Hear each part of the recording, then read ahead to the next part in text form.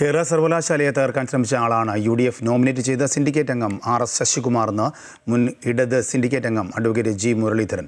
ചാൻസലറുടെ ഓഫീസിനെ ഒത്താശ ചെയ്ത ആളാണ് ശശികുമാറെന്നും RSS ഡീലിൻ്റെ ഉദാഹരണമാണ് നോമിനേഷനെന്നും മുരളീധരൻ പ്രതികരിച്ചു. അപ്പോൾ ഈ സർവകലാശാലയെ ബോധപൂർവം ഇതിൻ്റെ നേട്ടങ്ങളെ അംഗീകരിക്കാത്ത ഒരാളെ ഈ സർവകലാശാലയുടെ നേതൃത്വത്തിലേക്ക് എത്തിക്കുക എന്നുള്ളത് ഈ സർവകലാശാലയിൽ ഭാവിയിൽ എന്താണ് നടക്കാൻ പോകുന്നു എന്നുള്ളതിൻ്റെ ഉദാഹരണമാണ്. ഇപ്പോൾ കേരളത്തിൽ UDF സർക്കാർ അധികാരത്തിൽ വന്ന ശേഷം ഡീലിൻ്റെ കാലഘട്ടമാണല്ലോ. ഡീലുണ്ട് എന്ന് പറയുമ്പോൾ പലരും പുച്ഛിച്ചു തള്ളുകയാണ്. എത്രയോ മേഖലകളിൽ ഇപ്പോൾ ഡീലിൻ്റെ പ്രത്യക്ഷ ഉദാഹരണം വന്നിട്ടുണ്ട്.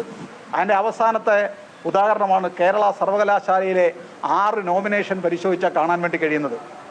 മുഹമ്മദ് ആരിഫ് ഖാൻ കേരളത്തിലെ ഗവർണറായി വന്ന ശേഷം സർവകലാശാലയുടെ ചാൻസലർ സ്ഥാനം ഏറ്റെടുത്ത ശേഷം കേരളത്തിൽ ഞാൻ നേരത്തെ പറഞ്ഞ ഇടതുപക്ഷ ജനാധിപത്യ മുന്നണി സർക്കാരിൻ്റെ നേതൃത്വത്തിൽ നടത്തിയിട്ടുള്ള മുന്നേറ്റത്തെ, ഉന്നത വിദ്യാഭ്യാസ മേഖലയിലെ മുന്നേറ്റത്തെ തടയാൻ ആ ചാൻസലറുടെ ഓഫീസിന് എല്ലാവിധ ഒത്താശയും ചെയ്തു കൊടുത്ത ആളാണ് ഈ നോമിനേഷനിൽ ഒന്നാമത്തെ പേരുകാരൻ.